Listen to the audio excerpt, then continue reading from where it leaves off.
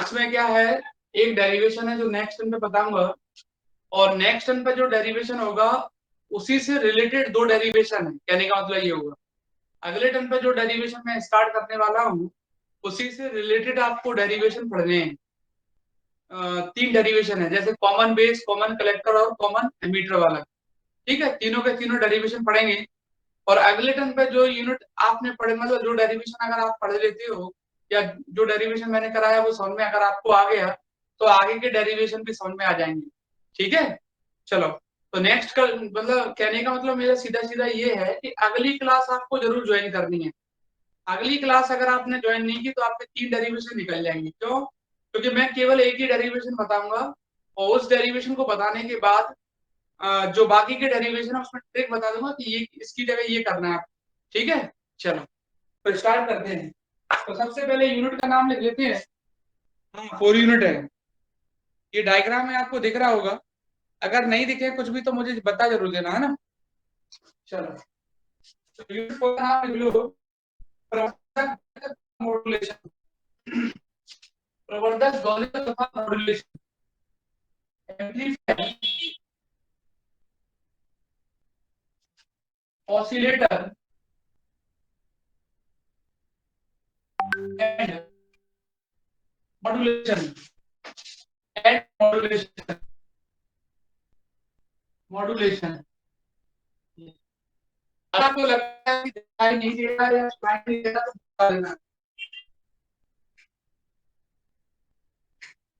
ये आपका ब्लर दिख रहा है। नहीं, अभी दिख रहा है क्या? आप बताओ। अभी दिख रहा है। नहीं आ रहा तो सही आ रहा।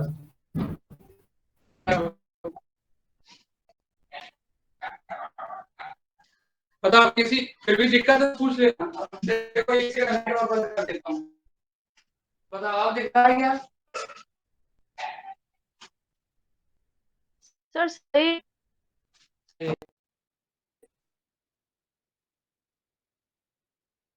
किसी की दिक्कत नहीं है तो वो उसी का प्रॉब्लम है।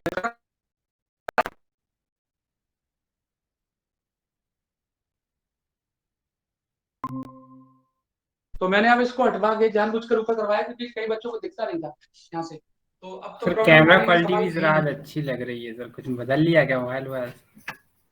नहीं, कैमरा क्वालिटी अच्छी नहीं है, कैमरा तो मेरा वही है। मैंने क्या किया, नीचे जो जब मैं पढ़ाता था तो वहाँ नेटवर्क आते नहीं थे ढंग से, थोड़ा सा दिक्कत आती थी।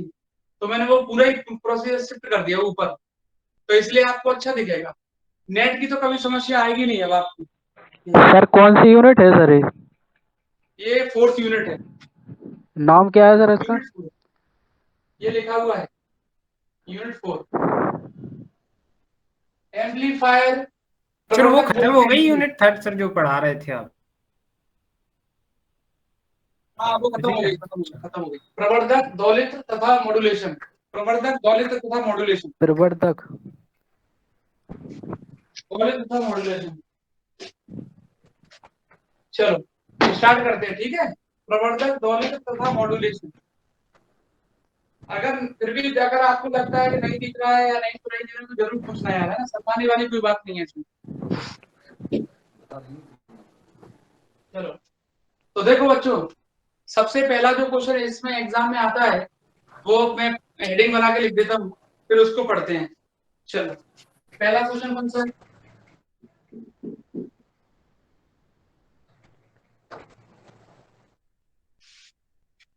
फर्स्ट है आपका single stage, single stage, single stage, single stage common emitter,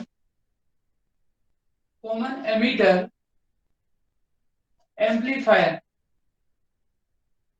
amplifier, single stage common emitter amplifier, single stage common emitter amplifier. Hindi में बोलते हैं एकल स्टेजी उभयनिष्ठ प्रवर्धक, एकल स्टेजी उभयनिष्ठ प्रवर्धक, एकल स्टेजी उभयनिष्ठ प्रवर्धक, उभयनिष्ठ प्रवर्धक, single stage common emitter amplifier. तो सबसे पहले हम बात करते हैं कॉमन एमीटर की। चलो, ये पढ़ा चुके हैं ना, सबसे पहले हम बात करते हैं कॉमन एमिटर की। उभयनिष्ठ उत्सर्जक किसको बोलते हैं? कॉमन एमिटर का मतलब क्या होता है? कॉमन एमिटर का मतलब बच्चों जो क्या होता है, जो इनपुट और आउटपुट दोनों के बीच में कॉमन हो। जैसे अगर इनपुट और आउटपुट के बीच में आपका एमिटर कॉमन है तो कॉमन एमिटर होता है। इनपुट और आउटपुट के बीच में अगर आपका बेस कॉमन है तो कॉमन बेस होता है। इनपुट और आउटपुट के बीच में अगर कलेक्टर कॉमन है तो कॉमन कलेक्टर होता है। तो 3 प्रकार की विधाएं आपको बता चुका हूं मैं। अगर उभयनिष्ठ उत्सर्जक विधा, उभयनिष्ठ संग्राही विधा और उभयनिष्ठ आधार विधा, जो कॉमन होता है उसी का नाम पड़ जाता है। जैसे मान लो यहाँ पर अगर बात करेंगे तो यहाँ पर उत्सर्जक जो रहेगा, डायग्राम में दिखाऊंगा अभी आपको, वो रहेगा कॉमन, इसलिए उसका नाम पड़ जाएगा कॉमन उभयनिष्ठ उत्सर्जक विधा। जिसको आप कॉमन रखते हो उसी का नाम तो पड़ता है। Common ammeter, common collector, common base, है ना, ये सारी चीजें रहती हैं। तो यहाँ पर वही है। कॉमन एमीटर का मतलब समझ में आया? कॉमन एमीटर का मतलब होता है जो इनपुट और आउटपुट दोनों के बीच में कॉमन है। तो यहाँ पर कौन कॉमन है? एमीटर कॉमन हो, इसलिए कॉमन एमीटर। तो अभी बताऊंगा डायग्राम से आपको, पहले समझा दूं थोड़ा सा। तो कॉमन एमीटर का मतलब समझ में आया? जो इनपुट और आउटपुट के बीच में कॉमन क्या होगा? एमीटर होगा। क्या होगा? कॉमन एमीटर कॉमन होगा। उत्सर्जक को क्या रखा जाएगा? उभयनिष्ठ रखा जाएगा। अब आते हैं सेकंड पॉइंट, एम्पलीफायर। एम्पलीफायर क्या होता है? एम्पलीफायर को हिंदी में प्रवर्धक बोलते हैं। प्रवर्धक, एक डेफिनेशन होती है एम्पलीफायर की और एक होती है एम्पलीफिकेशन की। प्रवर्धक क्या होता है और प्रवर्धन क्या होता है? किसी भी चीज के बढ़ने की प्रक्रिया जो होती है वो प्रवर्धन होती है। जैसे वोल्टेज बढ़ जाए, धारा बढ़ जाए, शक्ति बढ़ जाए, कुछ भी, कोई भी चीज बढ़ जाती है तो उसकी प्रक्रिया को बोलते हैं प्रवर्धन। और जो इसको बढ़ाता है उसको बोलते हैं प्रवर्धक। जैसे हम इंग्लिश में भी इसको ऐसे ही लिख सकते हैं, सभी बच्चे लिख सकते हैं कि एम्पलीफिकेशन क्या होता है? इंक्रीजिंग ऑफ इनपुट बोल सकते हैं, इंक्रीजिंग ऑफ सिग्नल बोल सकते हैं। किसी चीज को बढ़ाना, जैसे पावर को बढ़ाना, वोल्टेज को बढ़ाना, करंट को बढ़ाना, किसी भी इनपुट सिग्नल को अगर आप इंक्रीज कर देते हो तो उसको बोलते हैं एम्पलीफिकेशन। और जिस प्रोसेस के द्वारा ये किया जाता है या जो इस काम को करता है उसको एम्पलीफायर बोलते हैं। क्या बोलते हैं? एम्पलीफायर। जैसे आपने सुना होगा ना, जैसे म्यूजिक वगैरह हम सुनते हैं तो बोलते नहीं एम्पलीफायर लगा दो, साउंड बढ़ जाएगा, उसका आवाज तेज आने लगेगी। तो वही होता है, किसी चीज को बढ़ाने की जो प्रोसेस होती है वो होती है आपकी एम्पलीफिकेशन। किसी भी इनपुट सिग्नल को इंक्रीज करने की जो प्रोसेस है वो एम्पलीफिकेशन है। किसी भी निवेशी सिग्नल को बढ़ाने की जो प्रक्रिया होती है उसको हम क्या बोलते हैं? प्रवर्धन बोलते हैं। और जो बढ़ाता है, कोई ना कोई तो बढ़ाता होगा यार, कोई ना कोई इंस्ट्रूमेंट तो लगा रहता है। जैसे मान लो वो लगे रहते हैं, अपने स्पीकर लगा देते हो, साउंड बढ़ जाता है। तो ऐसे ही इसमें जो बढ़ाता है वो होता है आपका एम्पलीफायर। क्या होता है? एम्पलीफायर। कोई दिक्कत है तो पूछ लेना मेरे से। ये दूसरा होगा। अब आते हैं सिंगल स्टेज पर। सिंगल स्टेज का मतलब होता है एक ही ट्रांजिस्टर लगा होगा। सिंगल स्टेज, डबल स्टेज मतलब 2 ट्रांजिस्टर, ट्रिपल स्टेज मतलब 3 ट्रांजिस्टर।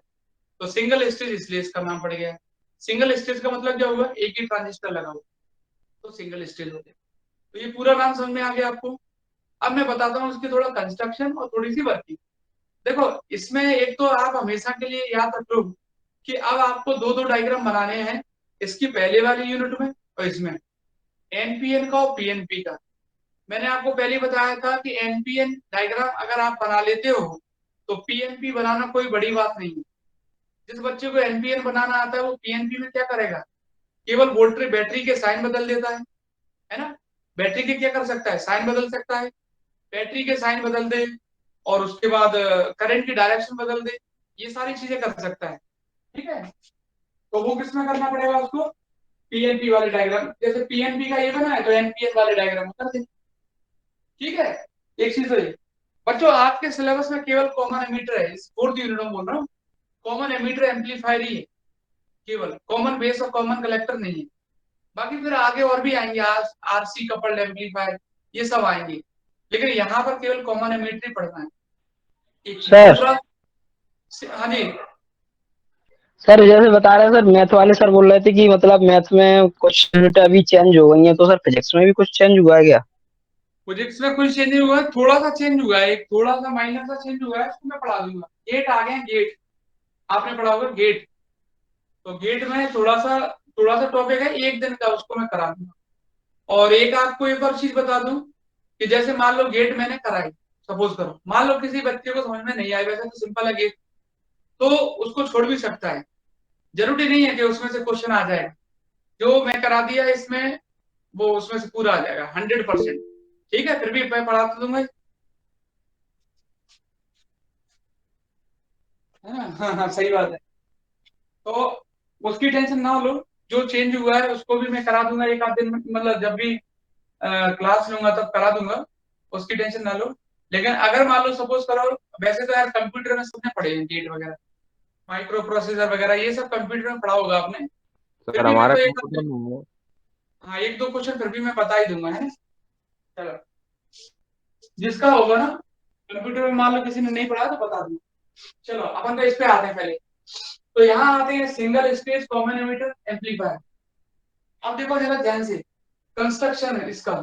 तो पहले तो एक दो डायग्राम ऐसे बना देना, दो डायग्राम ऐसे बना देना, ठीक है, दो डायग्राम ऐसे बना देना। एक और चीज सुन लो यार, देखो, दो डायग्राम बनाने के बाद आप कंफर्म हो गए कि आपके 3 नंबर तो, 2 या 3 नंबर तो वैसे ही पक्के हो गए।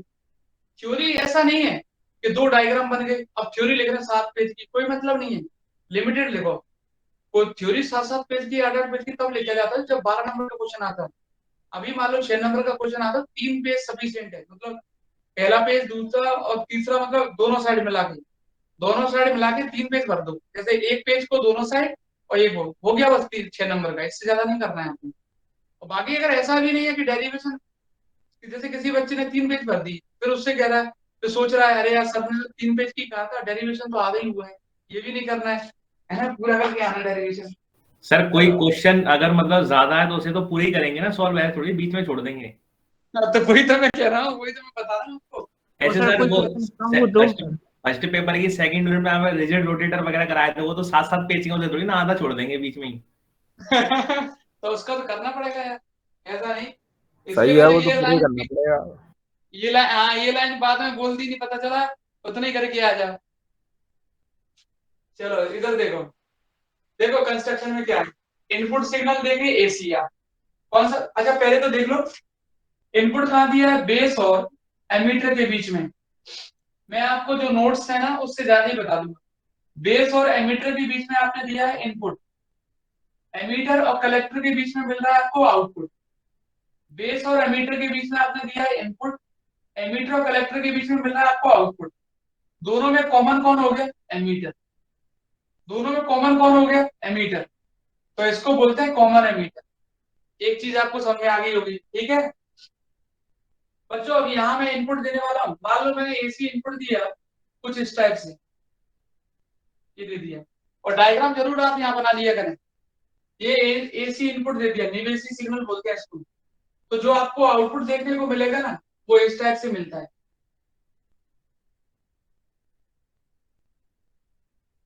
आउटपुट देखने को मिलेगा। मतलब इनपुट और आउटपुट दोनों अपोजिट फेस में होंगे, दोनों के बीच का जो एंगल होगा 180 डिग्री का होगा। वो कैसे होगा वो अभी बताता हूँ मैं आपको। तो यहाँ देखो, स्टार्टिंग में देखो, इनपुट में एसी सिग्नल देना है आपको, एमीटर को कॉमन रखा गया है, आईवी बेस करंट है, इधर एमीटर करंट है आपका, आईई एमीटर करंट है, ये आईसी कलेक्टर करंट है। उसके बाद ट्रांजिस्टर कौन सा है, पीएनपी है। तो कैसे पता लगेगा पीएनपी है, आपने क्या दिया, बेस और एमीटर को देखा, करंट की डायरेक्शन क्या बना दी, ऐसे, तो ये हो गया पी, और ये हो गया एन, और ये हो गया पी।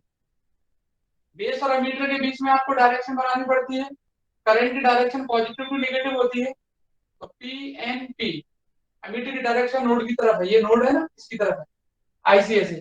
ये लोड रेजिस्टेंस लगा हुआ है जिसके अक्रॉस आपको आउटपुट निकालना है, ये कलेक्टर टू कलेक्टर सप्लाई है आपकी, बाकी, और ये बेस टू बेस सप्लाई है, ईबीपी, ये बेस टू बेस सप्लाई है।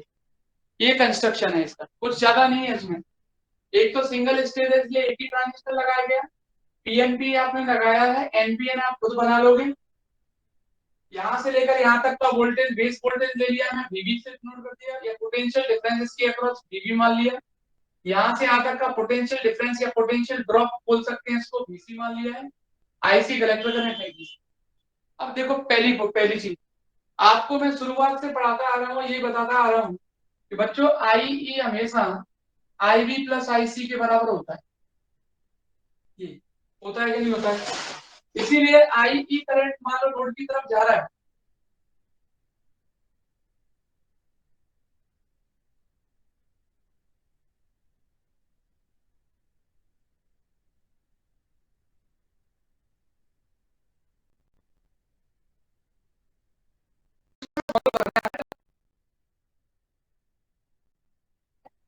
I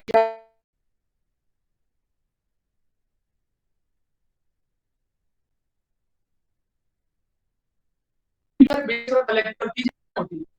एमिटर क्या करता है, चार्ज को एमिट करता है ऐसे, तो बेस पे जाते हैं कुछ चले जाता है, कलेक्टर ले जाते हैं। इसलिए हमेशा आई होता है, आई प्लस आईसी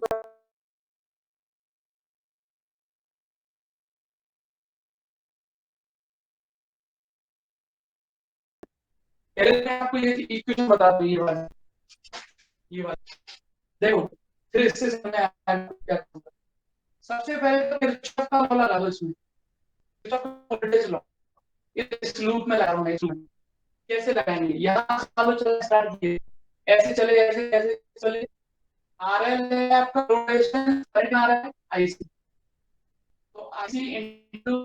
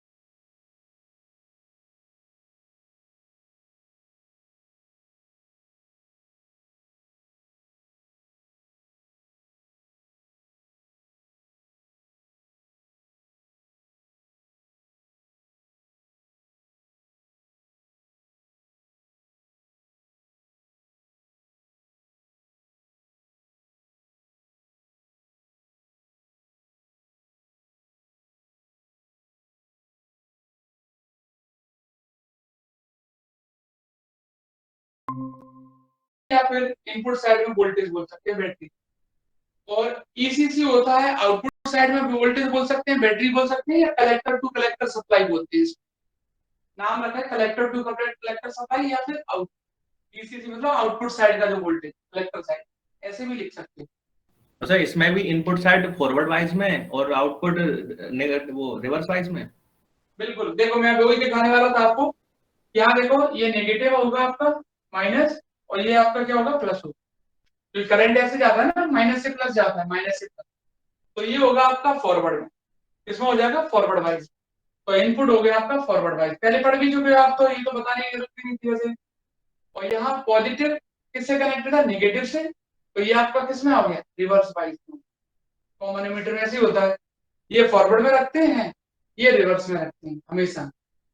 करंट की वैल्यू को या किसी चीज की वैल्यू को बढ़ाने के लिए, इंक्रीज करने के लिए, इसको हमेशा फॉरवर्ड में रखना पड़ता है, और इसको हमेशा रिवर्स में रखते हैं।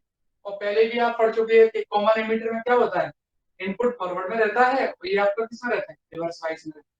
लेकिन सर पहले आपने बताया था कि कॉमन एमीटर और कॉमन बेस में अगर फॉरवर्ड वाइज में इनपुट और रिवर्स वाइज में आउटपुट रखेंगे तो करंट की वैल्यू कम मिलती है, जबकि कॉमन कलेक्टर में दोनों फॉरवर्ड में रहते हैं तो करंट की वैल्यू ज्यादा मिलती है। तो अपन एम्पलीफिकेशन में भी तो यही कर रहे हैं, अपन को ज्यादा आउटपुट चाहिए इनपुट बढ़ाने से, तो इसको भी तो कॉमन, वो ये भी तो रिवर्स वाइज, वो फॉरवर्ड वाइज में होना चाहिए आउटपुट। नहीं, आप समझे नहीं, देखो मैं बताऊं आपको, अभी जब मैं थोड़ा सा आपको बता दूंगा ना, तो आपको पूरी चीज समझ में आ जाएगी कि वहां मैं क्या कहने वाला था, यहाँ कहने वाला था क्या था। अभी आप देख लो, तो दोनों चीजें आपको क्लियर कर दूंगा, ठीक है। देखो जरा, ये डायग्राम है ना, ये आपकी दोनों चीजें क्लियर करेगा जो मैं बोलने वाला हूँ, जो मैं वहां बोल रहा था, जो यहाँ बोल रहा हूँ, दोनों एक ही चीज है। देखो अभी बताता हूँ आपको, ठीक है, सुनो। कॉमन एमीटर में हमेशा इनपुट साइड को फॉरवर्ड में रखते हैं, आउटपुट साइड को हमेशा हम रिवर्स वाइज में रखते हैं। उसका कारण क्या रहता है कि हम ये चाहते हैं, जैसे अगर कोई बच्चा इसको देखे, तो उसको ऐसा लगेगा कि करंट की वैल्यू डिक्रीज हो गई क्योंकि माइनस में मिल रहा है आउटपुट आपका।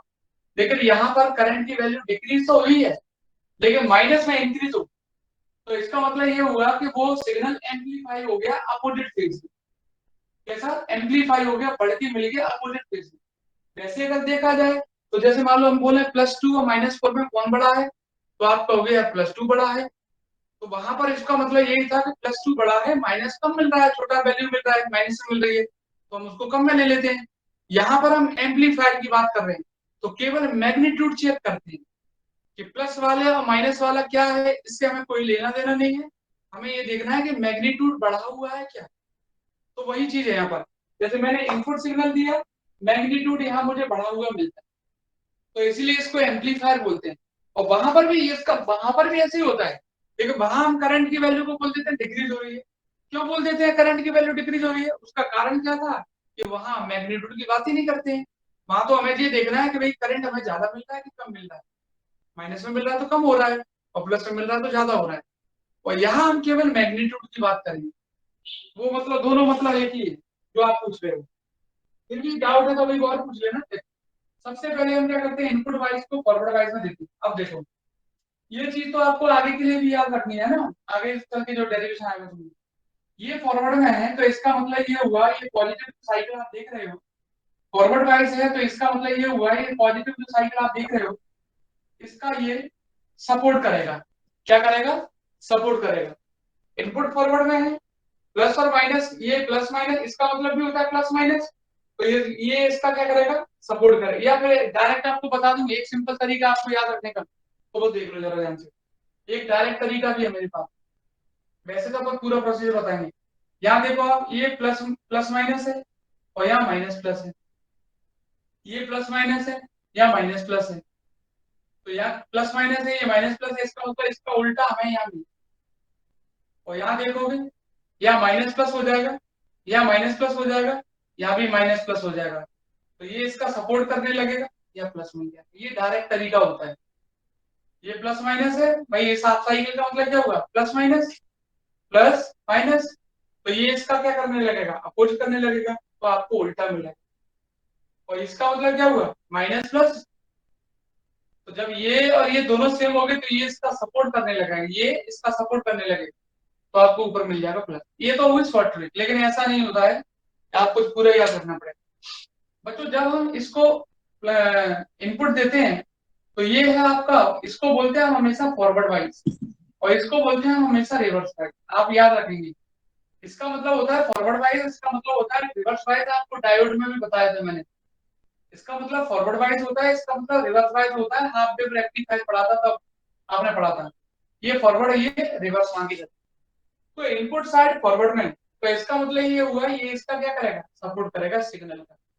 या फिर ऐसा बोल सकते हैं कि यहाँ पर देख सकते हो इस बैटरी के थ्रू ये जो इनपुट सिग्नल है आपका पूरा का पूरा, ये फॉरवर्ड वाइज में हो रहा है। फॉरवर्ड वाइज में हो रहा है, इसका मतलब एमीटर करंट क्या होगा? बढ़ेगा। बेस करंट क्या होगा? बढ़ेगा। इनपुट साइड, इनपुट जो है आपका किसमें है? फॉरवर्ड में है। फॉरवर्ड का मतलब क्या होगा? बेस करंट क्या होगा? बढ़ेगा। बेस करंट बढ़ेगा तो इसका मतलब क्या हुआ?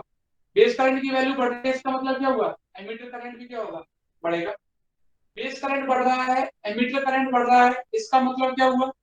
बेस करंट बढ़ रहा है, एमीटर करंट बढ़ रहा है, इसका मतलब क्या हुआ? यहाँ पर देखो बेस करंट बढ़ गया, एमीटर करंट बढ़ गया। यहाँ देख सकते हो आप, यहाँ पर आईसी की वैल्यू, कलेक्टर करंट, जब सप्लाई ईबीबी, भाई ये फॉरवर्ड में है, फॉरवर्ड में है तो इसका मतलब बेस करंट बढ़ गया, और बेस करंट बढ़ गया इसका मतलब क्या हुआ? एमीटर करंट भी बढ़ गया। एमीटर करंट बढ़ गया इसका मतलब क्या हुआ कि यहाँ पर dB की वैल्यू भी बढ़ गई। और यहाँ से अगर आप आईसी को देखोगे ध्यान से, तो आईसी की वैल्यू चेक कर लो आप, VBRL, आरएल के अक्रॉस जो लोड के अक्रॉस आपको कलेक्टर करंट मिलेगा, उसकी वैल्यू क्या हो जाएगी? कम हो जाएगी। कैसे कम हो जाएगी वो देख लो जरा ध्यान से, कि आपने यहाँ पर एक रिलेशन, एक किरचॉफ लॉ और लगा सकते हैं। देखो एक और, इसमें किरचॉफ का लॉ लगाओ तो क्या मिलेगा? मान लो आपको सपोज करो आपने इसमें किरचॉफ का लॉ लगाया, तो यहाँ पर है आपका वोल्टेज माइनस का ईबीबी, यहाँ से यहाँ तक वोल्टेज होगा आपका प्लस माइनस वीबी, और यहाँ से यहाँ तक तो कुछ है नहीं, ईबीबी आ गया, वीबी आ गया, करंट है बराबर में 0। तो इसका मतलब ये हुआ कि VB आपको जो मिलेगा वो किसके बराबर मिल जाएगा, EB के बराबर। किरचॉफ का वोल्टेज लॉ अगर आप इसमें लगाते हो तो यहाँ से यहाँ तक का वोल्टेज आपको मालूम है माइनस का EB भी, यहाँ से यहाँ तक का वोल्टेज मालूम है आपको VB, बराबर में कुछ भी नहीं है, 0 है। ये और ये एक ही बात है, 0। तो इसका मतलब ये हुआ कि जब आप इनपुट साइड को बढ़ाओगे तो EB भी और VB ये दोनों बढ़ेंगे, जो कि मैं अभी बता रहा था आपको।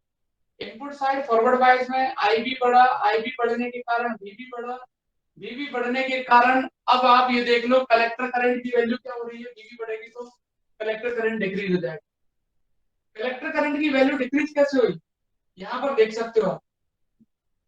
IB की वैल्यू अगर इंक्रीज होती है तो IB बराबर अगर आप निकालोगे तो यहां से आ जाएगा IB बराबर IE माइनस का IC। ये देखो जरा ध्यान से, थोड़ा सा कॉन्सेप्ट है बस। IB बराबर कितना है, IE माइनस का IC। एमीटर साइड में बेस करंट बढ़ेगा, एमीटर करंट बढ़ेगा तो इसका मतलब कलेक्टर करंट कम होगा। क्यों होगा कलेक्टर करंट, क्योंकि बच्चों IB बढ़ रहा है, इसका मतलब IB की वैल्यू पॉजिटिव और IE तो बढ़ना ही है। अगर IC भी बढ़ गया तो इसका मतलब ये हुआ IC, अगर IC की वैल्यू बढ़ गई जैसे मान लो सपोज करो, तो इसका मतलब IB आपको नेगेटिव मिल जाएगा, जो कि पॉसिबल नहीं है। तो यहाँ IC की वैल्यू क्या होती जाएगी, कम होती जाएगी, IE क्या होता जाएगा, बढ़ता जाएगा, जिसके कारण IB भी क्या होता जाएगा, बढ़ता जाएगा। तो कलेक्टर करंट को क्या होना पड़ेगा, यहाँ पर कम होना पड़ेगा। और बच्चों कलेक्टर करंट अगर कम हो जाएगा तो इसके अक्रॉस जो आउटपुट मिलेगा वो आपको कम मिलेगा, नेगेटिव मिलेगा।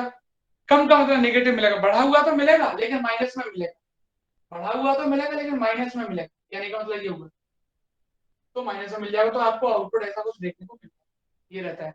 आपको ये चेक नहीं करना है यहाँ पर, वो तो बढ़ना तो है ही क्योंकि एम्पलीफायर लगा हुआ है, लेकिन नेगेटिव में कितना बढ़ा, नेगेटिव मिला कि पॉजिटिव मिला, ये आपको देखना है। तो वो हमने पता कर लिया कि हमें क्या मिलने वाला है, नेगेटिव मिलने वाला है यहाँ पर, एक चीज। और इस इक्वेशन को तो आप लिख के आएंगे ECC बराबर IC, यहाँ से कलेक्टर करंट की अगर मान लो वैल्यू पूछता है तो ये आप वैल्यू निकाल के आ सकते हो। एक बार फिर देख लो इसको, है कुछ नहीं इसमें, और ना ही आपको नोट्स वगैरह में ज्यादा कुछ मिलेगा, वो तो मैं समझा रहा हूँ।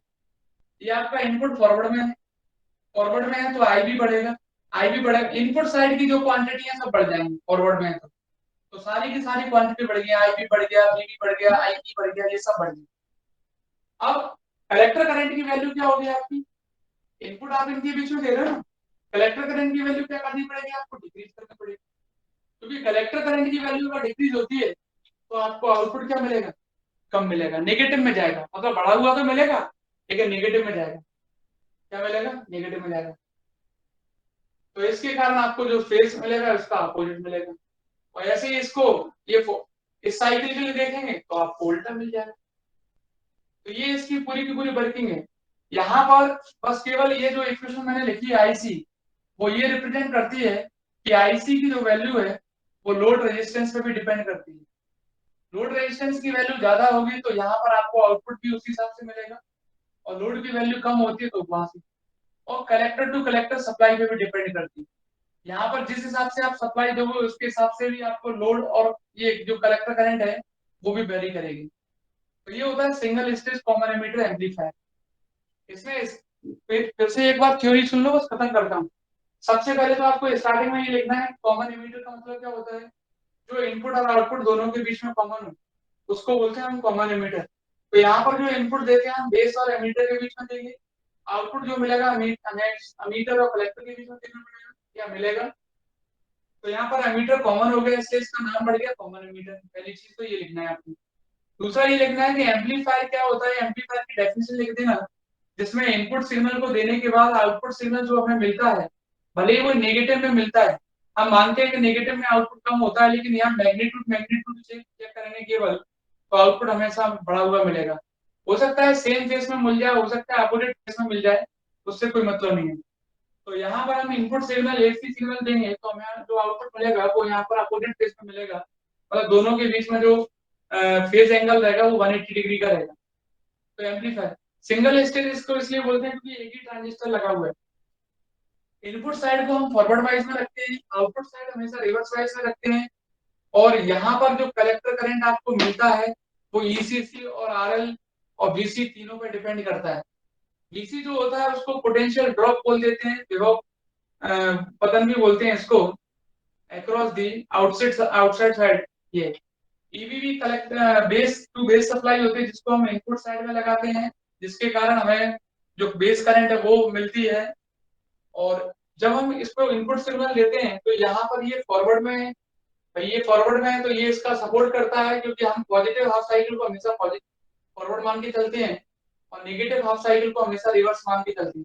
तो इसका सपोर्ट करेगा, जिसके कारण इनपुट साइड की सारी क्वांटिटी बढ़ जाएगी और आउटपुट साइड में जो IC है वो हमेशा डिक्रीज होगा, जिसके कारण आउटपुट तो हमें बढ़ा हुआ मिलेगा लेकिन माइनस में मिलेगा। तो इसका मतलब ये होता है कि माइनस में मिलेगा हमें आउटपुट। ये रहता है इसकी पूरी कंस्ट्रक्शन वर्किंग।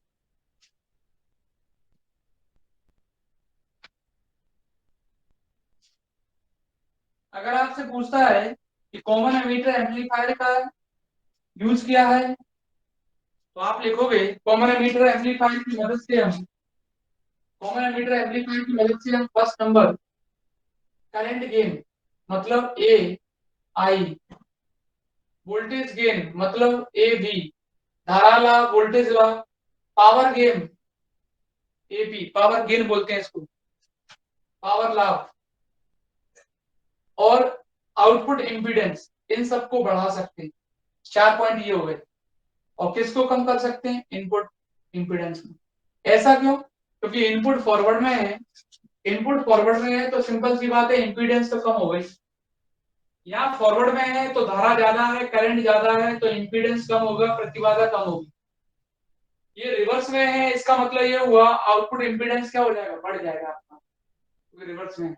बाकी करंट गेन, वोल्टेज गेन और पावर गेन की वैल्यू को बढ़ाने के लिए हमेशा हम इसका यूज करते हैं कॉमन एमीटर एम्पलीफायर।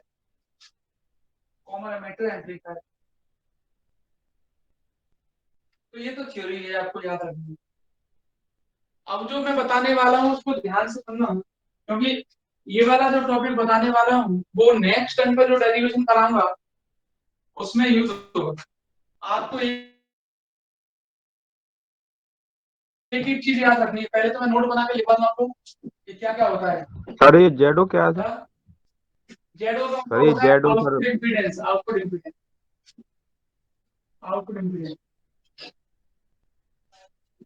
निर्गत प्रतिबाधा बोलते हैं और इनपुट इंपीडेंस। सर नोट अब करना सुनो, है अभी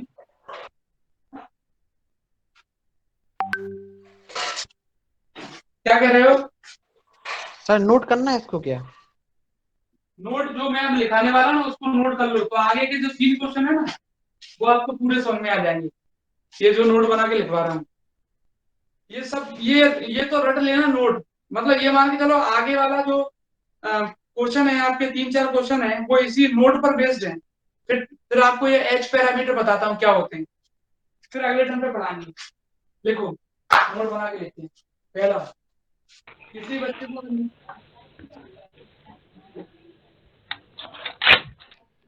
ये डायग्राम बनाना सिंपल। ये है आपका नेटवर्क। अरे म्यूट कर लो बेटा, म्यूट कर लो। ये है नेटवर्क, ये नेटवर्क लिख देना हिंदी में। ये इनपुट वोल्टेज, ये इनपुट करंट, ये आउटपुट वोल्टेज, ये output current. Input voltage, input current, output voltage, output current. अगला वाला क्वेश्चन बहुत जरूरी है समझना है इसको। पहला नंबर, अगर मैं कोई आपसे पूछता है इनपुट इंपीडेंस, ये नोट्सों में नहीं मिलेगा आपको, है ना। निवेशी प्रतिबाधा, तो क्या होगा उसका फॉर्मूला? Z1 से डिनोट करते हैं उसको, या Z11 भी लिखा रहता है। Z भी लिख सकते हो, Z1 लिख देते हैं, या ZI भी लिख सकते हो, जो आपकी मर्जी करें। इनपुट इंपीडेंस क्या हो जाएगा? V1/I1। इंपीडेंस का फॉर्मूला ही होता है निवेशी प्रतिबाधा का input voltage upon input current, symbol जो भी लिखा हो। Second number, output impedance output impedance, निर्गत प्रतिबाधा, निर्गत प्रतिबाधा, प्रतिबाधा लिखते जाना साथ साथ में, प्रतिबाधा Z2 लिख दूं, जेड आई लिखा, आई लिख दो यहाँ पे, चलो इनपुट के लिए आई लिख दो यहाँ पे, जेड ओ लिख देना इधर, क्या लिखे V2 अपॉन I2, इनपुट हो गया आउटपुट हो गया। उसके बाद third number current gain, Hindi में बोलते हैं धारा लाभ, करंट गेन, उसको डिनोट किसी से भी कर दो, मान लो ए आई से डिनोट कर दिया आपने, ए आई बराबर, करंट गेन में दो होते हैं, तो पहला यहाँ एक काम करते हैं, यहाँ लिख देते हैं,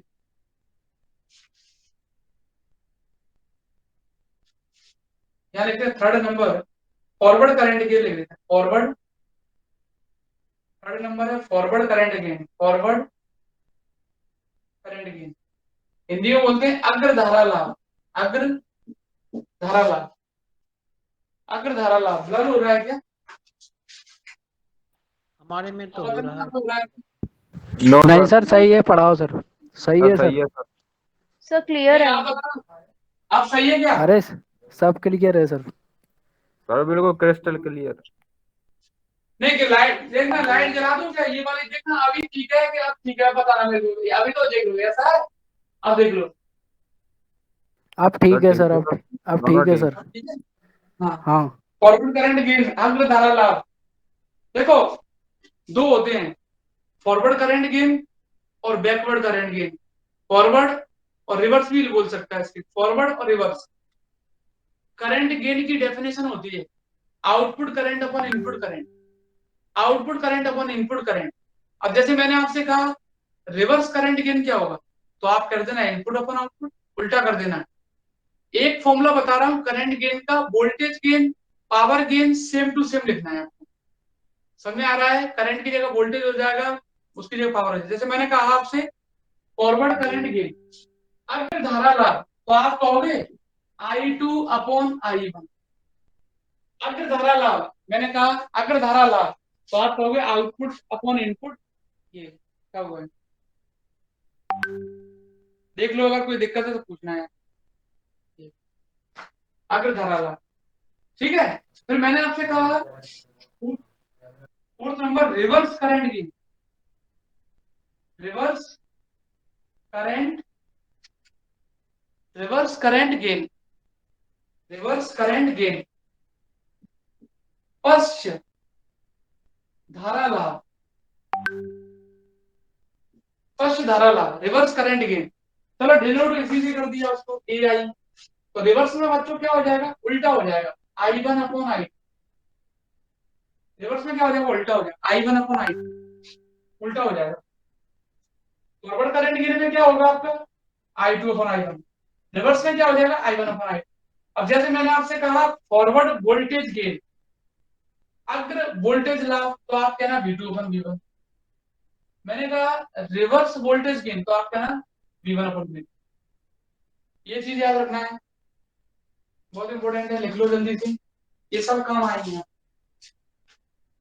चलो मिटाता हूं इसको। अब आता है आपका इसके पास इम्पीडेंस हो गया, अब उसके बाद एडमिटेंस। नेटवर्क का मतलब होता है, जैसे अपन अभी पढ़ेंगे ना, तो नेटवर्क का मतलब होता है कुछ जो पूरा सर्किट अभी नहीं बताया था, कॉमन एमीटर वाला आपको सर्किट बताया था, पूरा पूरा का पूरा बना था इतना बड़ा, तो वो है होता है नेटवर्क, आपका पूरा का पूरा वो बना हुआ है ना सर्किट, वो नेटवर्क होता है। अब उस नेटवर्क को अपन यहाँ तो बनाएंगे नहीं, और कम टेंशन में दिमाग और आ जाएगा, इसलिए मैंने शॉर्ट में लिख दिया नेटवर्क। क्यों, नोट है ना ये तो नोट पॉइंट है, इसलिए मैंने लिख दिया नेटवर्क।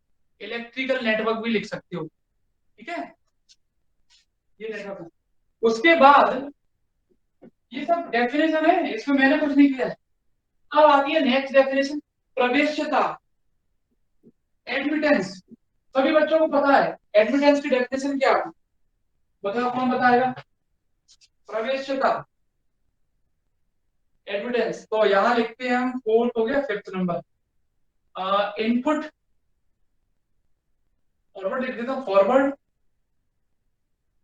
फॉरवर्ड को ऐसे लिख देता हूं, forward input admittance, admittance, forward input admittance, forward input admittance, Hindi में इसको बोलते हैं निवेशी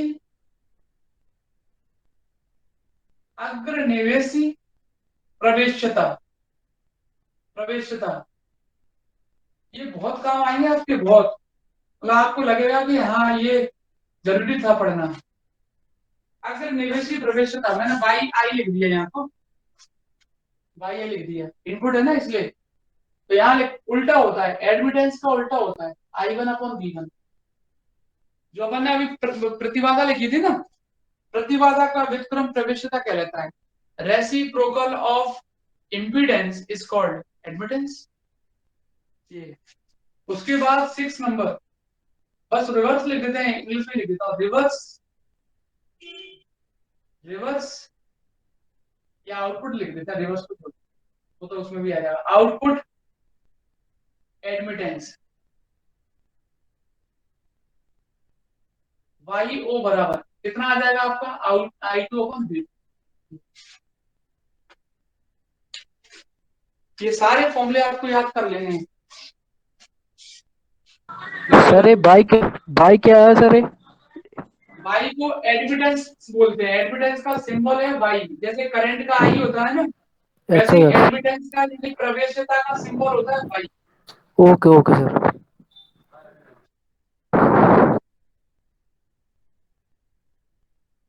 चलो मिटा दें इसको।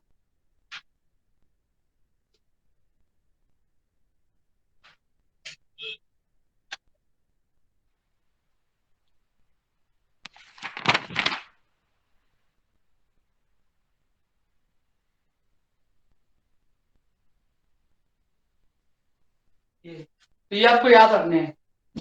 अब एक काम करता हूँ, इसको इतना ही छोड़ते हैं, अगले टर्म पे क्या है अब तरीके से बताऊंगा। अगले टर्म पे जो, क्योंकि मुझे पता है ये जो 3 क्वेश्चन मैं बताने वाला हूँ ये बहुत ज्यादा अच्छे क्वेश्चन हमें माने जाते हैं। और सबसे खास आदत ये है इसकी कि एक क्वेश्चन आपने कर लिया, तीनों हो गए। शॉर्ट ट्रिक भी बता दूंगा आपको। और अगले टर्म पे हम बताएंगे एच पैरामीटर क्या होता है, कि एच पैरामीटर क्या होता है, एच पैरामीटर को हाइब्रिड पैरामीटर क्यों कहा जाता है, और ये सारी चीजें उसमें कैसे यूज होंगी। और उसके जो डायग्राम बनेंगे, block diagram 3 common base, common ammeter, common collector के लिए, वो बताऊंगा, ठीक है। और एच पैरामीटर के यूजेस क्या है वो बता दूंगा। फिर आएगा आपके 3 derivation, common base, common collector, common ammeter. उसमें से एक कराऊंगा, 2 नहीं कराऊंगा, 2 आपको बता दूंगा कि ऐसे करेंगे, तो अगले दिन पे करा दूंगा। अब मैं, क्योंकि क्या है देखो समय हो पाएगा नहीं, आधा से 15 घंटा लग जाएगा, और रिवीजन क्लास भी करवानी है। तो चलो एक काम करते हैं, रिवीजन क्लास करते हैं, फिर नेक्स्ट वीडियो को करेंगे। रिवीजन क्लास में आज मैं सेकंड क्वेश्चन कराऊंगा, सेकंड यूनिट का।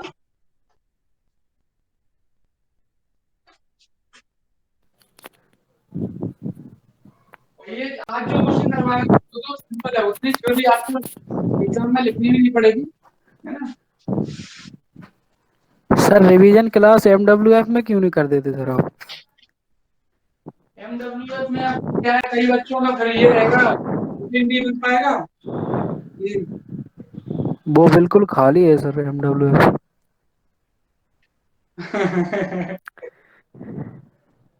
उस टाइम एक काम किया करो, कब मब चले जाएगा, घूमने बढ़िया।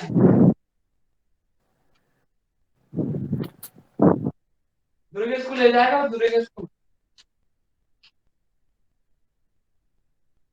दुर्गेश के पास बहुत पैसा है।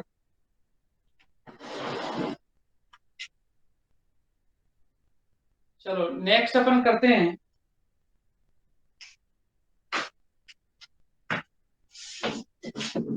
ठीक है। एच पैरामीटर का मैं नेक्स्ट में बताऊंगा। अब अपन करते हैं सेकंड क्वेश्चन, कौन सा था आपका इसमें।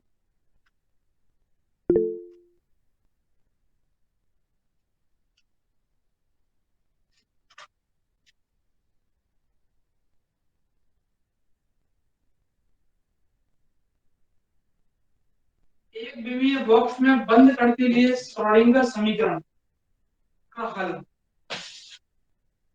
सॉल्यूशन ऑफ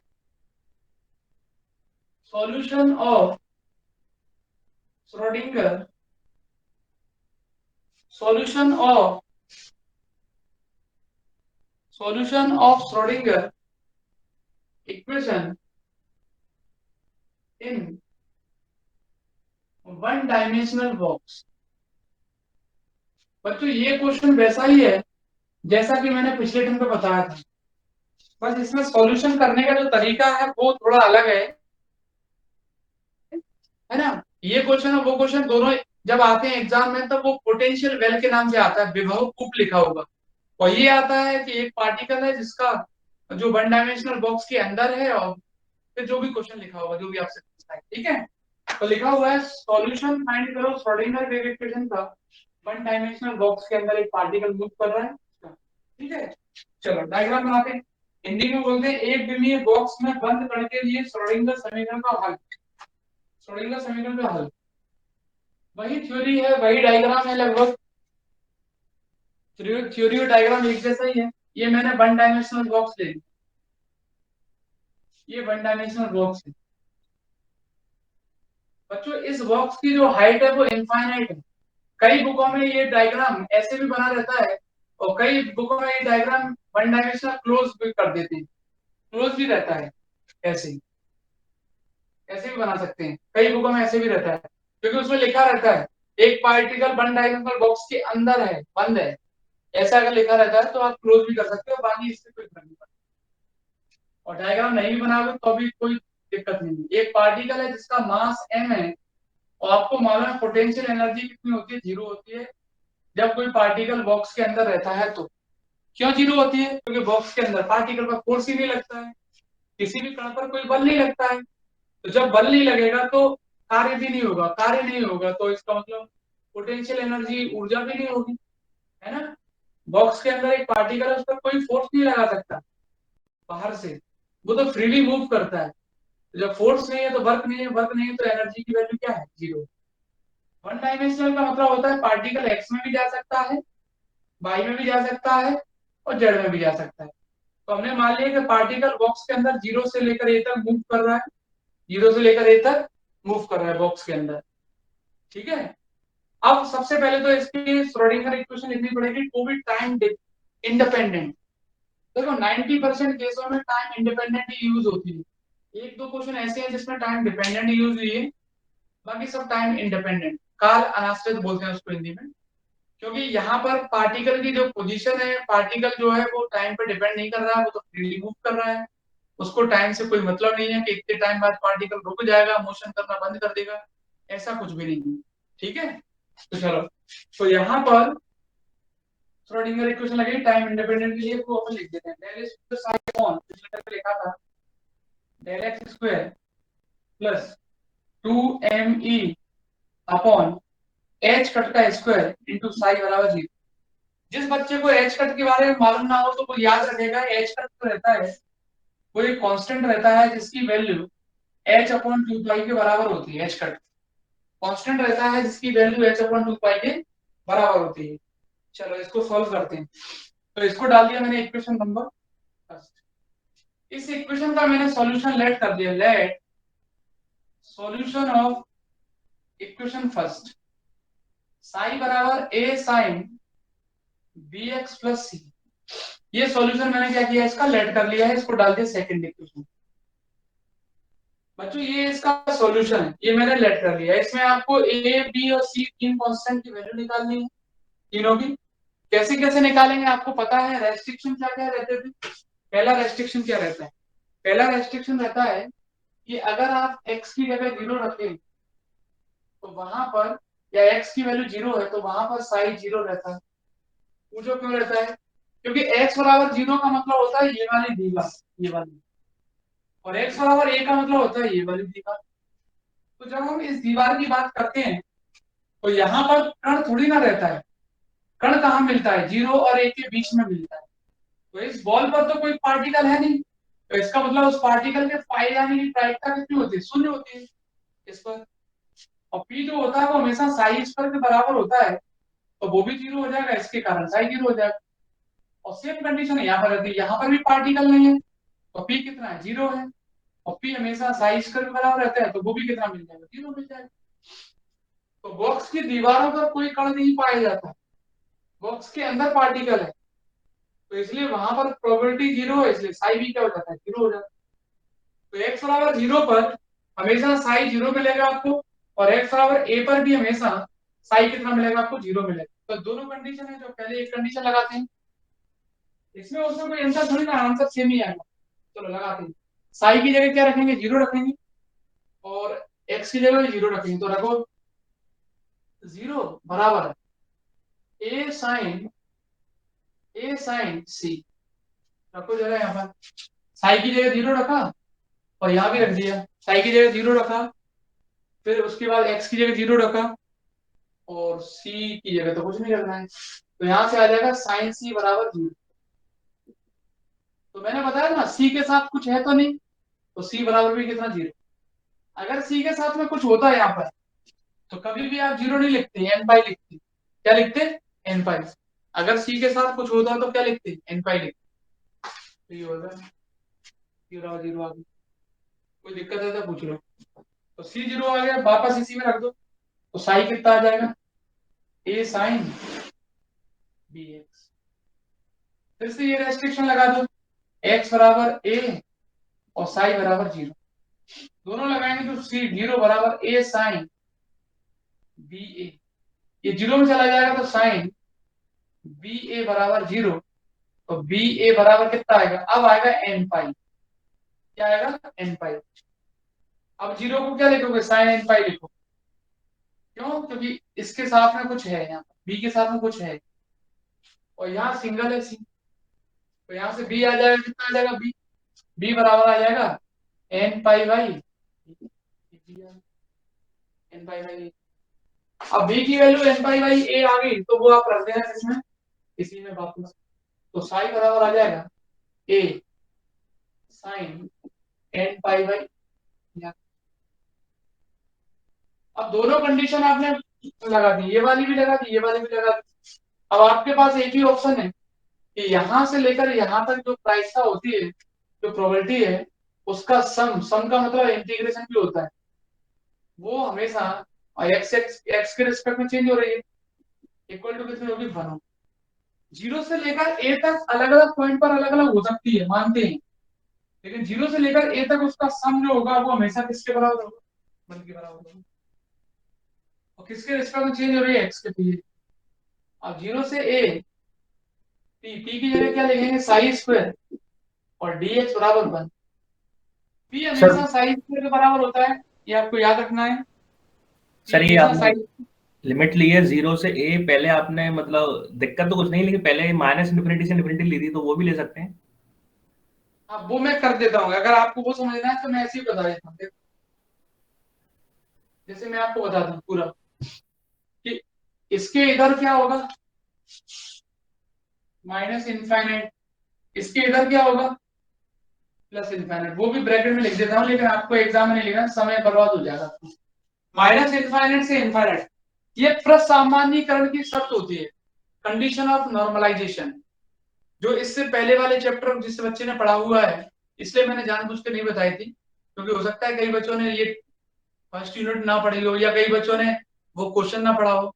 बच्चों नॉर्मलाइजेशन कंडीशन जो होती है, प्रसामान्यीकरण की शर्त तो ये होती है, माइनस इनफाइनाइट से इनफाइनाइट तक साई साई कंजुगेट और dx, या इसी को लिखते हैं माइनस इनफाइनाइट से इनफाइनाइट साई साई कंजुगेट को साई पर भी लिखते हैं, उसकी वैल्यू हमेशा क्या होती है, 1 होती है। ये कंडीशन ऑफ नॉर्मलाइजेशन होती है, प्रसामान्यीकरण की शर्त, इसको बोलते हैं प्रसामान्यीकरण की शर्त। आप जिस बच्चे को याद है वो तो अच्छी बात है, फर्स्ट यूनिट में नहीं याद है तो याद रखना पड़ेगा, उसको कितना बता पाएंगे। माइनस इनफाइनाइट से इनफाइनाइट साई साई कंजुगेट या साई स्क्वायर, इसका मतलब एक ही होता है, वो हमेशा कितना होता है, 1 होता है। फिर इस लिमिट को आपको, जैसे यहाँ पर भी आप लिख सकते हो, ये वाली कंडीशन लगा सकते हो, फिर आप इस लिमिट को 3 पार्ट में ब्रेक करोगे, कैसे, माइनस इनफाइनाइट से 0, ये वाला पार्ट, 0 से a और a से इनफाइनाइट। अब यहाँ पार्टिकल है नहीं तो छोड़ देंगे, यहाँ पार्टिकल है नहीं तो छोड़ देंगे, पार्टिकल 0 से लेकर a तक है तो आप 0 से लेकर a तक रख देंगे। जैसे यहाँ पार्टिकल है नहीं, माइनस इनफाइनाइट से 0 छोड़ दो, 0 हो जाएगी प्रोबेबिलिटी, प्रायिकता क्या हो जाएगी, 0 हो जाएगी। क्योंकि पार्टिकल तो यहाँ बैठा है, तो यहाँ प्रायिकता शून्य हो जाएगी, यहाँ प्रायिकता शून्य हो जाएगी, केवल प्रोबेबिलिटी कहाँ बचेगी, यहाँ पर बचेगी। तो आप 0 से A तक डायरेक्ट भी लिख सकते हो। बताओ किसी बच्चे को दिक्कत है क्या इस स्टेप में? बोलो। माइनस इनफाइनाइट से इनफाइनाइट को मैं 3 पार्ट में ब्रेक करने की जगह सीधे लिख दिए कि 0 से pdx बराबर 1। क्यों? क्योंकि ना तो पार्टिकल उधर है ना पार्टिकल इधर है, ये कंडीशन ऑफ नॉर्मलाइजेशन होती है, प्रसामान्यीकरण की शर्त। चलो, तो इसलिए मैंने बताया ही नहीं क्योंकि कंफ्यूजन हो जाता थोड़ा सा, कि डायरेक्ट बता दें 0 से A साई, साई की वैल्यू क्या होती है बच्चों? ये लिखा हुआ है, तो A square sine square n pi x, x भी है यहाँ पर, n पाई x अपॉन में A इंटू dx बराबर कितना? ये लिखा हुआ है। A साइन B, B की जगह ये रखा है ना, ये है। बाहर निकालते हैं, मिटाता हूँ इधर को।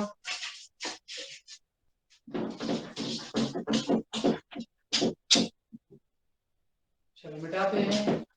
तो अब इसमें क्या करना है आपको? इसी को तो सॉल्व करना है और इसको सॉल्व करके वैल्यू वहां रखना है। तो ये पिछले दिन में भी आप सॉल्व कर चुके हो वैसे तो, लेकिन चलो फिर भी देख लेते हैं तो क्या आएगा जब आप सॉल्व करेंगे। तो देखो कितना आने वाला है, इसको भी हटाई देते हैं, ये भी क्यों रखते हैं। 0 से A, 0 से A, 0 से A स्क्वायर बाहर, साइन स्क्वायर थीटा का फॉर्मूला होता है 1 minus cos 2 theta 2n pi x upon A divided by 2 into में dx बराबर 1। साइन स्क्वायर थीटा का फॉर्मूला आपको ये लगाना पड़ेगा, 2 को बाहर निकाल देना, तो a स्क्वायर अपॉन 2, 1 का इंटीग्रेशन होता है 0, तो सॉरी 1 का इंटीग्रेशन होता है x, किसके रिस्पेक्ट में कर रहे हैं? x के रिस्पेक्ट में। cos का क्या होता है? साइन 2n पाई x अपॉन, लिमिट है 0 से बराबर 1। बच्चों a यहाँ रखोगे तो कैंसिल हो जाएगा, 2n पाई 0 होता है, 0 रखना नहीं है, तो केवल a आपको कहाँ रखना है? यहाँ रखना है, बराबर कितना रखना है? तो a स्क्वायर बराबर कितना आ जाएगा? 2 अपॉन a, तो a बराबर कितना आ जाएगा? अंडर रूट 2 अपॉन, तो a आने के बाद साई बराबर कितना आ जाएगा? अंडर रूट के अंदर 2 upon a sine n pi x upon,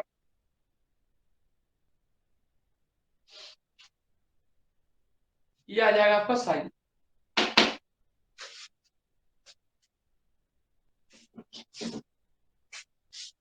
ये आ गया।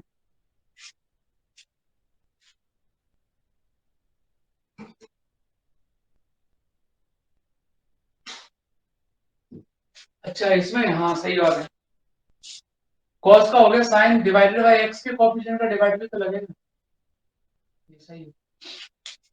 cos का इंटीग्रेशन क्या हो जाएगा? साइन हो जाएगा, डिवाइडेड बाय x का जो कोएफिशिएंट है उसका डिवाइड कर दिया, हालांकि वो हट जाएगा क्योंकि a रखेंगे तो ये 0 हो जाएगा, तो ये तो 0 हो ही जाएगा, 0 रखना आंसर हो जाएगा।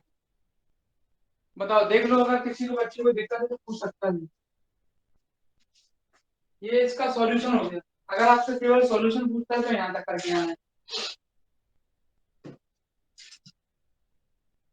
चलो नेक्स्ट, अब जो एक डायग्राम मैंने बनाया था ना आपको, ये वाला, अब ये डायग्राम नहीं बनाना है यार, ये तो आप बनाते रहना, ये पिछले टाइम पे बताया था मैंने, x बराबर 0 और x बराबर a के बीच में ये जो डायग्राम बनाया था ना मैंने, कौन सा वाला? एक वाला साइकिल वाला, कैसे मिलते थे नोड एंटी नोड आपको पता है, तो वो आप कर लेना है ना। मैं 2 बना देता हूँ, ये वाला, ये बन गया, ठीक है, ये मैंने बना दिया। अब density of state, density of state में आपको क्या करना है? प्रोबेबिलिटी का डायग्राम बनाना है प्रायिकता का। इसी में पूछ लेता है आपसे डेंसिटी ऑफ स्टेट, अवस्था घनत्व, उसकी भी कंडीशन आपको लिखना है। जो नोड और एंटी नोड कहाँ मिलते हैं वो आपको पिछले दिन पे बता चुका हूं मैं, मिटाता हूं इधर का। नोड और एंटी नोड कहाँ मिलते हैं आपको बता चुके हैं पिछले दिन पे। ये 0 है आपका, ये a है आपका, और ये a/2 है आपका। ये 0 है आपका, ये a है आपका, 0 तो लिखा ही है, AY2 और ये है बच्चों AY4 और ये है आपका AY4 2AY4 3AY4 4AY4 मतलब ये हो जाए। डेंसिटी ऑफ स्टेट का अगर डायग्राम बनाओगे तो आपको पता है प्रोबेबिलिटी जो होती है प्रायिकता वो हमेशा साई स्क्वायर की होती है, डायरेक्टली प्रोपोर्शनल टू, क्यों होती है कि नहीं होती है? और साई जो होता था वो था आपका √2/a sin n pi x upon a, यही था ना। अगर आप साई स्क्वायर निकालोगे तो हर वैल्यू पॉजिटिव आएगी।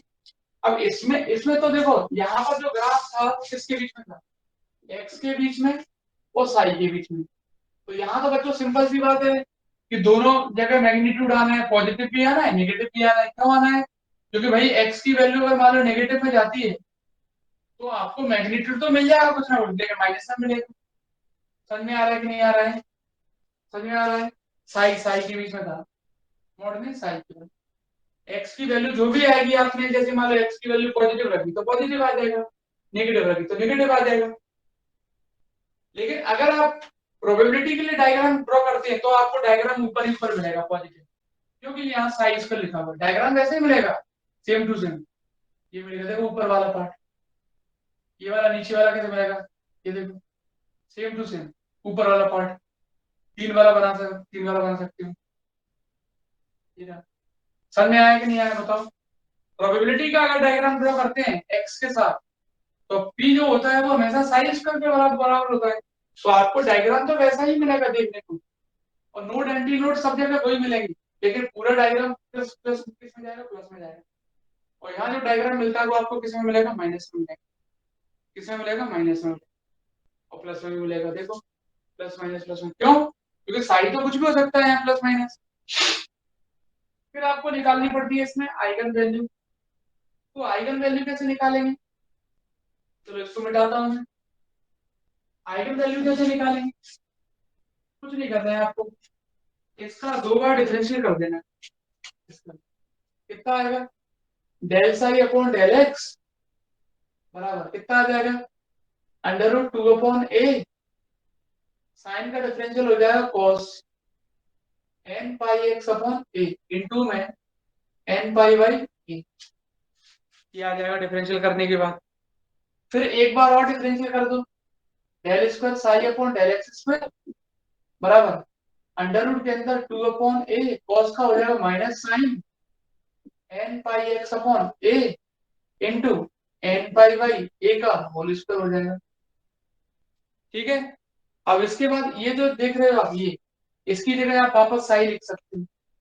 तो जैसे ही आप साई रखोगे तो आपको क्या मिलेगा, del square psi upon del x square minus n pi by a का होल स्क्वायर इंटू में साई इंटू में साई। अब ये वाली वैल्यू आप कहाँ रखोगे, जो मैंने श्रोडिंगर इक्वेशन लिखी थी ना, ये वाली del square psi upon del x square plus 2me upon h का स्क्वायर इंटू साई बराबर 0। तो ये वाली वैल्यू यहाँ रख देना। कितना आ जाएगा, माइनस का n square pi square upon a square plus 2me upon h का स्क्वायर इंटू साई बराबर 0। और यहाँ भी साई है ना, यहाँ साई भी है साई। तो आप इसको इधर ले आना और यहाँ लाने के बाद कैंसिल कर देना। क्या बचेगा आपको, इसको उधर ले जाओ तो कितना आ जाएगा, 2me अपॉन h का स्क्वायर साई बराबर n square pi square upon a square into Sai. क्या आ जाएगा, साई से साई कैंसिल हो जाएगा, साई से साई कैंसिल हो जाएगा। और ये यहाँ e की वैल्यू निकाल लो, कितना आ जाएगा, n स्क्वायर आ जाएगा, पाई स्क्वायर आ जाएगा, h का स्क्वायर आ जाएगा, 2 आ जाएगा, m आ जाएगा, a स्क्वायर आ जाएगा। h कट की वैल्यू क्या होती है, h/2 होती है। तो क्या लिखेंगे, e की जगह en लिख देना, क्योंकि एनर्जी n पर डिपेंड कर रही है। तो n square pi square, h की जगह h/2 रखेंगे, h कट की जगह, तो h square upon 4 pi square हो जाएगा, है ना। h कट की जगह क्या रखेंगे, h/2। इसकी जगह पे रखेंगे। तो यहां से आ जाएगा आपका 2m(a²) ये तो है ही पहले से, तो En आ जाएगा बच्चों, पाई से पाई कैंसिल हो गया, n² h² अपॉन 2 इसका मल्टीप्लाई 8m(a²). अब एग्जाम में कैसे पूछ लेता है, जैसे मैं इसको मिटाऊं, एग्जाम में कैसे पूछ लेता है, एग्जाम में ऐसे पूछ लेता है कि ग्राउंड स्टेट की एनर्जी कितनी होगी, फर्स्ट एक्साइटेड स्टेट की एनर्जी कितनी होगी, सेकंड एक्साइटेड स्टेट की एनर्जी कितनी होगी, तो आप निकाल सकते हो, डायग्राम भी ड्रॉ कर सकते हो। जैसे मान लो डायग्राम ड्रॉ किया आपने, डायग्राम जो भी ड्रॉ करोगे ना ऐसे ही करोगे, जो मैं बता रहा हूँ, गैप रखना पड़ेगा उसमें। कैसे, जैसे मान लो यहाँ से डायग्राम स्टार्ट किया, ये तो मान लो यहाँ पर तो 0 है, यहाँ से डायग्राम स्टार्ट किया, ये तो रेफरेंस लाइन मान ली मैंने, x बराबर 0 और x बराबर, ठीक है, यहाँ से स्टार्ट किया, यहाँ पे एनर्जी 0 मिल गया, n की जगह 0 रखा तो एनर्जी 0 मिल गई। अब यहाँ से स्टार्ट किया आपने, जैसे n बराबर यहाँ रखा 1 रखा, तो n बराबर 1 पर एनर्जी कितनी आएगी, n की जगह 1 रखोगे तो याद है कि h² अपॉन 8m(a²). अब जैसे n की जगह मान लो आपने 2 रखा, तो 2 रखा तो 2 रखोगे तो 4 हो जाएगा, 2 रखोगे तो 4 हो जाएगा, तो 4 और ये h 3 का डिफरेंस आ जाएगा, तो यहाँ आ जाएगा 4h² अपॉन 8m(a²). काटा पीटी नहीं करना है, n की जगह आप रखना 3 रखोगे तो 9 आ जाएगा, 9 और 4 का डिफरेंस कितना हो जाएगा, 5 हो जाएगा, तो यहाँ 5 सेंटीमीटर ले लेना, तो यहाँ आ जाएगा आपको 9h² अपॉन 8m(a² आ जाएगा। तो इस तरीके से आपको एनर्जी का डायग्राम भी बनाना है। हो सकता है आपसे ऐसे पूछ ले, जैसे मान लो ये एनर्जी n बराबर 1 पर आई, मान लो ये E1 है और 2 पर आई मान लो ये E2 है, आपसे ऐसे भी पूछ सकता है, जैसे E2 और E1 में रिलेशन क्या होगा, तो E2 बराबर कितना हो जाएगा 4h² अपॉन 8m(a²), इसकी जगह क्या लिख सकते हैं E1, तो E2 बराबर आ जाएगा यहाँ पर 4। तो ये पूछ सकता है, ये फर्स्ट एक्साइटेड स्टेट होता है, उसकी एनर्जी ग्राउंड स्टेट के कंपैरिजन में कितनी होती है, 4 टाइम्स होती है, कितनी होती है, 4 टाइम्स होती है, ऐसे आपसे पूछ सकता है। ये है, इतना है यार, फिर भी आपको दिक्कत है तो पूछ के जरूर जाना, नेक्स्ट टाइम पे नेक्स्ट डेरिवेशन बताएंगे, एक डेरिवेशन बता देंगे।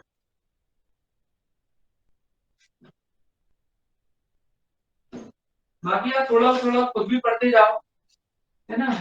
हाँ सर। और जो भी आपको लगता है ना कि कंफ्यूजन ये वाली में है, तो वो भी मेरे से मैसेज कर दिया करो, तो मैं वैसे बता दिया करूंगा। और मान लो 1-2 लाइन का कंफ्यूजन है, तो फिर मैं बैच में जैसे ही आता हूँ, मुझे लगेगा कि हाँ मैसेज से समझ में नहीं आया, तो पहले इसको बोल दिया करेंगे भाई ये वाला इसमें ऐसा कर लेना।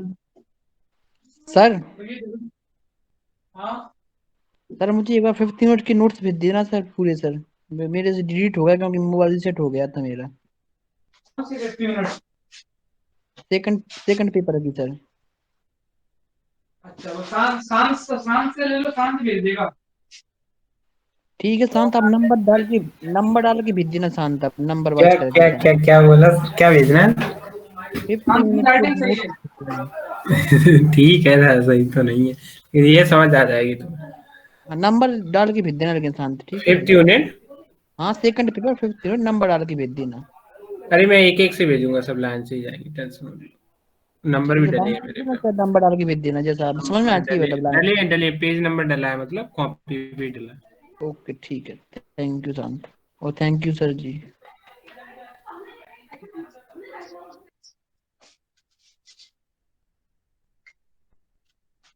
ठीक है, कुछ पूछना है तो पूछ सकते हो आगे नेक्स्ट। सर हाँ आप फर्स्ट यूनिट का रिवीजन करवाओगे क्या? फर्स्ट यूनिट का करवा चुका हूँ, बाद में देखेंगे इसको तो। आपकी तो हो चुकी है ना फर्स्ट। नहीं सर मेरी कहाँ हुई है, मैं लेट ज्वाइन करा था मैंने। क्या नाम है आपका? अदिति। अच्छा तो अब ये बाद में हो पाएगी, क्योंकि क्या है कि बाकी 90% बच्चों की हो चुकी है ना, 90 एक या 2 बच्चों की नहीं हुई होगी बस, तो ओके इसके सर। बाद करवा देंगे, है ना, इसके बाद करवा देंगे। Thank you sir. ओके बेटा।